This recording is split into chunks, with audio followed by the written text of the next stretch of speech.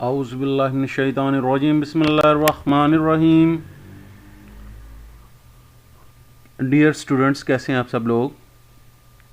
आज हम public finance का दूसरा टॉपिक डिस्कस करने जा रहे हैं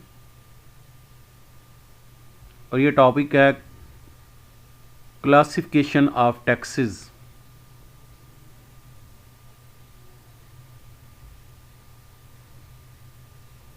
तो देखते हैं सबसे पहले टैक्स क्या है। हमारे जो लेक्चर था उसके अंदर, लास्ट सेशन के अंदर हमने डिस्कस किया था गवर्नमेंट को अपनी स्टेट चलाने के लिए बजट की ज़रूरत होती है। और बजट क्या चीज़ है? एक समरी है expected future revenue and expenses की।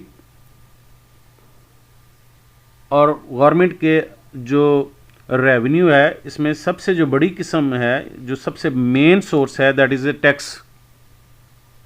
तो tax is a compulsory contribution made by the public to the state और its authorised agent to cover the cost of services provided by the state for general welfare of its people.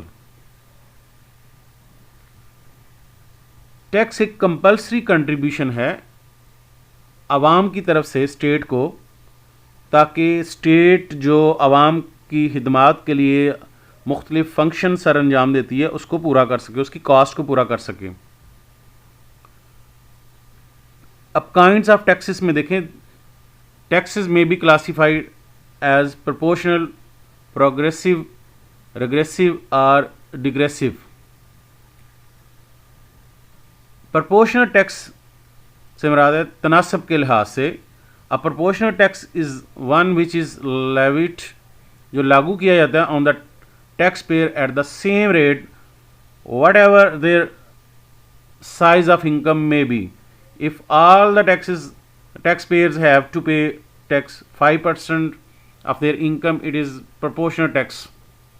यानी अगर एक मुल्क के रहने वाले तमाम लोगों पे 5% के हिसाब से टैक्स लगा दिया जाए, चाहे उसकी आमदन कम हो या ज़्यादा हो, तो इसे प्रोपोर्शनल टैक्स कहते हैं। प्रोग्रेसिव टैक्स से मुराद होता है कि आमदन बढ़ने के साथ साथ उसकी टैक्स रेट भी बढ़े, यानी एक खास लिमिट तक उसका टैक्स जो है वो रहेगा सेम, और उस लिमिट के इंक्रीज़ करने के बाद टैक्स जो है वो बढ़ जाएगा। नॉर्मली जो जिस तरह इस वक्त इस साल जो पाकिस्तान के अंदर जिन लोगों की आमदन जो 6 लाख तक है उन पे कोई टैक्स नहीं है, इनकम टैक्स की बात कर रहा हूँ। और जैसे उनकी इनकम 12 लाख होती है तो उन पे टैक्स 5% हो जाता है, यानी 6 लाख से लेके 12 लाख तक जो है वो 5% होगा, और फिर 12 लाख से लेके 18 लाख तक जो है वो टैक्स जो है वो 10% हो जाएगा। तो ये प्रोग्रेसिव टैक्स है। रिग्रेसिव टैक्स से मुराद है कि अगर टैक्स बढ़ने की बजाय कम हो जाए। प्रोग्रेसिव के उल्टा है रिग्रेसिव। प्रोग्रेसिव में क्या होता है कि इनकम बढ़ती है तो टैक्स रेट भी बढ़ जाता है। रिग्रेसिव में क्या होता है कि रेट कम हो जाए। If the rate of tax fall at the taxable income increases, the tax is called regressive tax. It is opposite to the progressive tax. Its burden fall more heavily on the poor than the rich. इस पे जो शुरू में होता है उस पर tax ज़्यादा होता है, तो अगले जो आमदन उस पर कम होता है, तो इसलिए गरीबों पे टैक्स ज़्यादा होता है और अमीरों पे आमदन पे कम होता जाता है। और प्रोग्रेसिव में क्या होता है कि जिनकी आमदन कम होती है उन पर टैक्स कम होता है, और जैसे आमदन बढ़ती है तो टैक्स बढ़ता जाता है। डिग्रेसिव टैक्स जो होता है, इफ़ टैक्स इज़ प्रोग्रेसिव, लेकिन रेट जो है वो बढ़े ना, उस निस्बत से कम बढ़े। प्रोग्रेसिव में तो ये था कि अगर पहले 6 लाख पे ऊपर ज़ीरो है तो अगले 6 लाख पे जो है वो 5% है, तो उससे अगले 6 लाख पे 10% है, तो 5% से 10% हो गया। तो अगर उस हिसाब से ना बढ़े तो इसका मतलब है कि वो डबल होने की बजाय को थोड़ा मामूली सा बढ़ जाए, तो इसलिए डिग्रेसिव टैक्स होगा।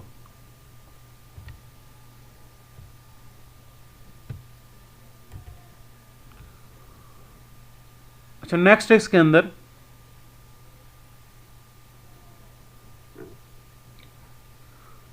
एक और तरह से टैक्स को क्लासीफाई किया जा सकता है, वो है डायरेक्ट टैक्स और इनडायरेक्ट टैक्स।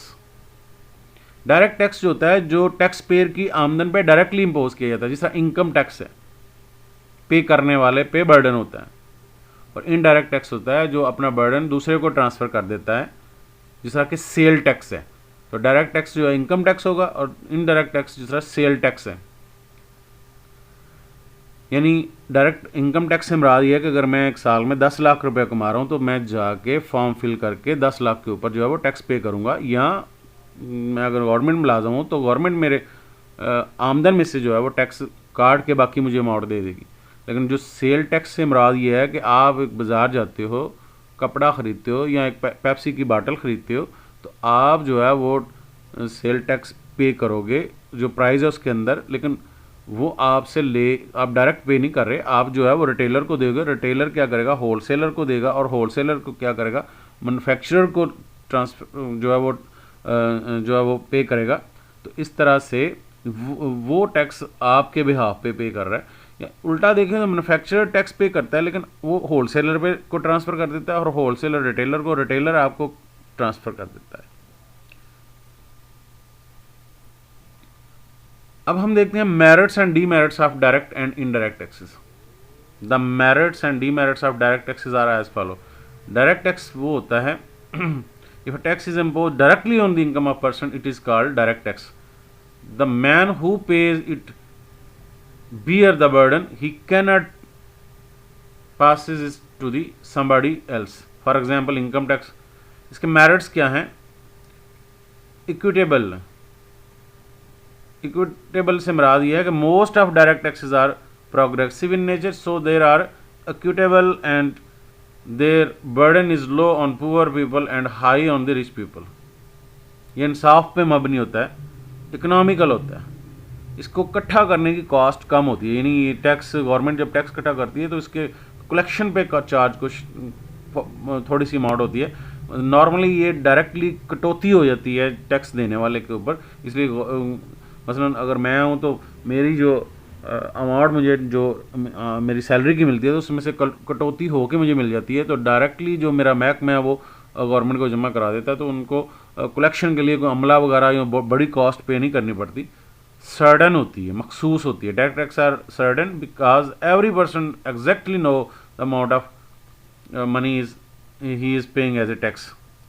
इलास्टिक होता है, यानी कि रेट ऑफ टैक्स जो है वो आमदन कम या ज़्यादा होने से कम या ज़्यादा किया जा सकता है, रिक्वायरमेंट के मुताबिक बढ़ाया या कम किया जा सकता है। लचक होती है इसके अंदर। सिंपल होता है, these tax are simple to understand because every person knows the income and the amount of the tax paid.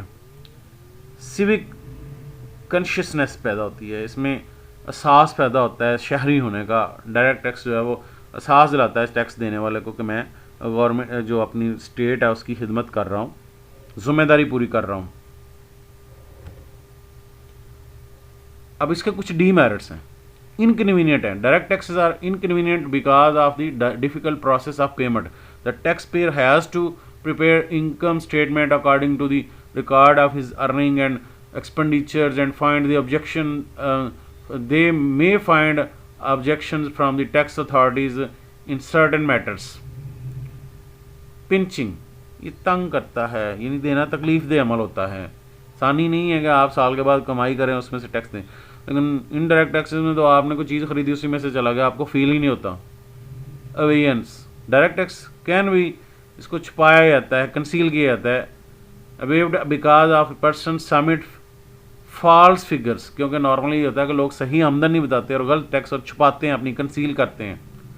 Arbitrary, direct tax are arbitrary in nature as the rate of tax can be change by the government from time to time.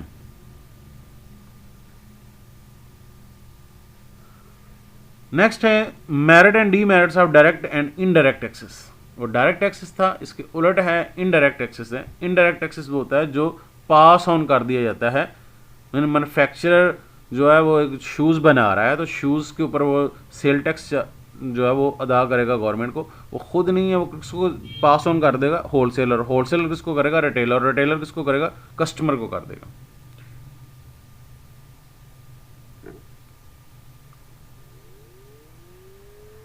तो convenient होता है indirect tax जो है, convenient to pay as they are included in the price of the goods and services. Less avoidance, इसको छुपाना इतना आसान नहीं होता, हर को जब भी कोई चीज़ खरीदेंगे आपको टैक्स देना पड़ेगा। इलास्टिक है, इनडायरेक्ट टैक्स आल्सो इलास्टिक होता है क्योंकि इसके रेट को भी कम या ज़्यादा किया जा सकता है। Diversity, indirect tax are diverse because they have a wider coverage in the public by implementation on various goods and services। इसमें डाइवर्सिफिकेशन होती है कि आप एक से ज़्यादा चीज़ों पे चार्ज कर सकते हैं, मुतफर्रक किस्म की, और डिस्कर्ज हार्मफुल गुड्स। गवर्नमेंट जिस तरह सिगरेट वगैरह या इस किस्म की चीज़ों, सिगार वगैरह पे और जो ऐसी टॉक्सिफिकेशन वाली चीज़ें हैं, इंटॉक्सन जो होती हैं, जो मुज़र सेहत चीज़ होती हैं, उन पर ज़्यादा टैक्स लगा के उन चीज़ों को डिस्कर्ज कर सकती है। नॉट पिंचिंग, ये फील ही नहीं होता। आप जिस तरह डायरेक्ट टैक्स देते हुए तकलीफ होती है, ये इनडायरेक्ट टैक्सेस है, आप कोई चीज़ खरीदने जाएंगे तो आप उस पर पे कर देंगे, आपको फील ही नहीं हो रहा।